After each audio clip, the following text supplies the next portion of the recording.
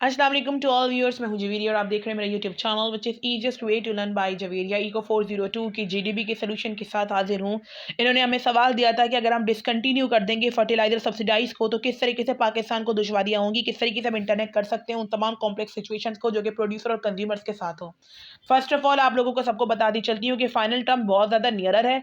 आप लोगों ने अगर अपनी प्रिपरेशन करनी है ना तो वक्त रहते आ जाइएगा, क्योंकि मैं आपको बार बार इसलिए बोल रही हूँ क्योंकि अभी आएगा रिजल्ट। अब जब मिड टर्म का रिजल्ट आएगा और जब मैं वीडियो डालूंगी तो सारे के सारे तहलका मचा देंगे, कहेंगे मिस हमें भी ले लीजिए, हमें भी ले लीजिए, तो वो हो जाएगी कहानी खराब। मैंने आपको पहले भी कहा है कि ये वो अकेडमी है जहाँ पे फी रिफंड होती है, ये वो अकेडमी है जहाँ पे अगर कोई बंदे में एफ आ जाए तो उसको दोबारा से डिसकंटिन्यू फ्री ऑफ कॉस्ट पढ़ाया जाता है, अव्वल तो आता नहीं। तो ये बातें कोई और नहीं करता। यहाँ पर सारे के सारे जितने भी हैं वो लूट की मशीन लगी हुई है कि जीडीबी ले लें इतने पैसों में, असाइनमेंट ले लें इतने पैसों में। तो यार इस तरीके से पढ़ाई नहीं होती, मेरे पास कोई सेल मनी नहीं होती। असाइनमेंट जीडीबी किसी का भी किसी भी सब्जेक्ट का फ्री ऑफ कोर्स मेरे चैनल पर आता है और लोग उससे रहनुमाई हासिल करके दुआओं में याद रखते हैं।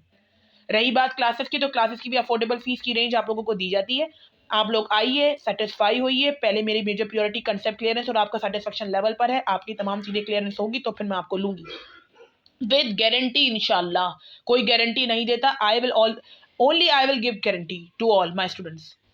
अच्छा जी, चलती हूँ सबसे पहले 402 की जानिब। डिसकंटिन्यू फर्टिलाइजर सब्सिडाइज जो है ये कॉम्प्लेक्स इंटरकनेक्टेड होती है, यानी कि अगर आपकी सब्सिडाइज जो है या फर्टिलाइजर की सब्सिडाइज पाकिस्तान के अंदर बेसिकली इंटरकनेक्टेड अगर मैं इसको लेके चलती हूँ तो इसका इम्पैक्ट दोनों ही चलता है, कंज्यूमर और प्रोड्यूसर की जानिब, क्योंकि हमारे जो अफेक्ट्स होते हैं ना एग्रीकल्चर सेक्टर के, ये पोटेंशियली बियॉन्ड दी लेवल पर जाते हैं। अब कौन कौन से कॉन्सिक्वेंसेज देखने पड़ेंगे, अगर इम्पैक्ट इसका क्या पड़ेगा कंज्यूमर पे, तो हायर क्रॉप प्राइसेस हो जाएंगी, यानी कि जो कंज्यूमर होते हैं ना, यानी कि हम कस्टमर्स, उनके लिए जो चीज़ें मिलेंगी उनको वो महंगी मिलेंगी। क्यों? क्योंकि जब दाल, आटा, गंदम और जो लोअर अनाज जो है ना, जो हमारी बेसिक नेसेसिटी है कि जिसके बगैर हम जिंदा नहीं रह सकते, अगर वही ज़्यादा महंगा होता जाएगा तो जो लो इनकम वाले हैं वो या तो खा लेंगे या तो कमा लेंगे, दोनों में से कोई एक ही काम हो सकेगा।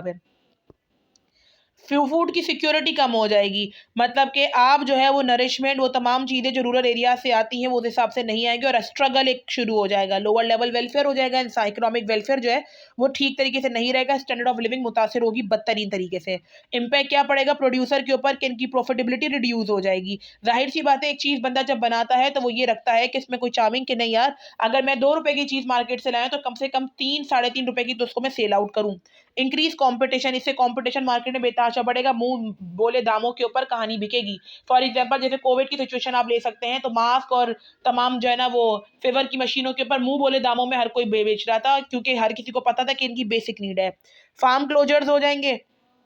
एडिशनल कंसिडरेशन मैंने यहाँ पे डाली है कि इम्पैक्ट इस पे बेरोजगारी का जो है ना, सॉरी इन तमाम चीज़ों का सब्सिडी का ही पड़ेगा, किसके ऊपर, इंसान के रोजगार के ऊपर पड़ेगा। रीजनल डिस्पैरिटीज हो जाएंगी और अल्टरनेटिव पॉलिसीज के ऑप्शंस भी अगर हम रखें तो ही हम जो है ना बेसिकली वो कर सकते हैं।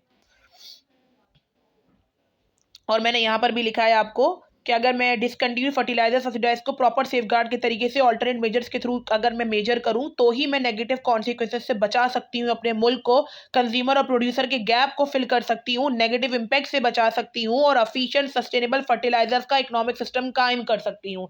ये वो वाहिद जीडीबी है जो आपको हर जगह से नहीं मिलनी है, इसीलिए मैं आपको ये सोल्यूशन लेकर आ गई हूँ। Hit the bell icon and stay tuned with us.